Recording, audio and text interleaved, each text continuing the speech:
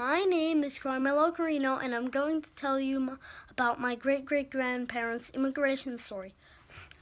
Michael and Michelina DiRenzo and Carlo and Mariana Carino all came to America from Naples, Italy. They wanted to have a better life. Naples is located on the southern part of Italy on the coastline. It's right near a famous volcano called Mount Vesuvius. Michael DiRenzo settled in New York's Little Italy and became a business owner. Carlo Carino settled in Hoboken, New Jersey, and became a construction worker. In Italy, he was a police officer.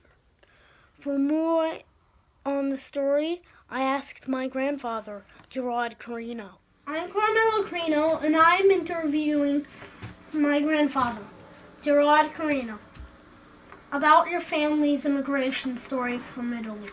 Grandpa, why did my great-great-grandparents immigrate from Italy?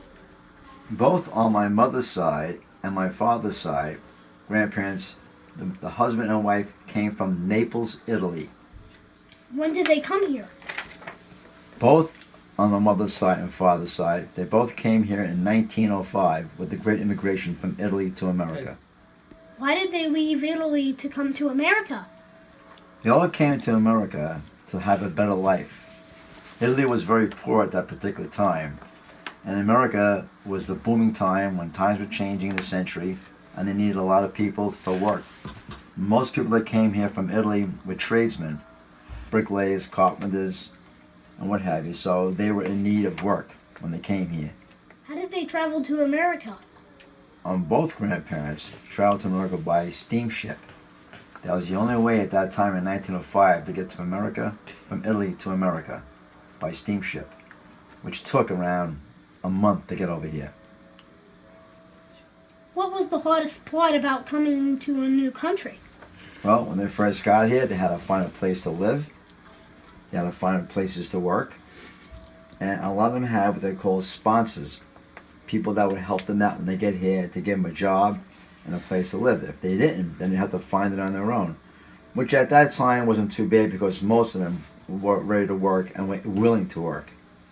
How much do you try to keep their Italian traditions alive? Well, we tried very hard. Our biggest tradition is Christmas Eve, which is the family gathering, and we do the seven fishes, which is a huge Italian tradition. And then we do Easter, another tradition that we have, and of course Thanksgiving, which is an American tradition, but we do it Italian style. I remember. Right? And every Sunday we like to have pasta. So that's a tradition that keeps the Italian things going. Every Sunday, it's right? a nice day to have pasta. Pasta, meatballs, and sausage. Yes. That keeps the tradition going. Italian food at least once a week now. And reading Italian books and looking at who the great musicians were. Mario Lanza's, the great artists, the singers, the opera singers, right? And look at history, who came to America besides Christopher Columbus. A lot of other people did. Great to look at the history of the Italian people. We did a lot of good work. We did a lot of good things coming to America. The Verrazano Bridge is named after an Italian.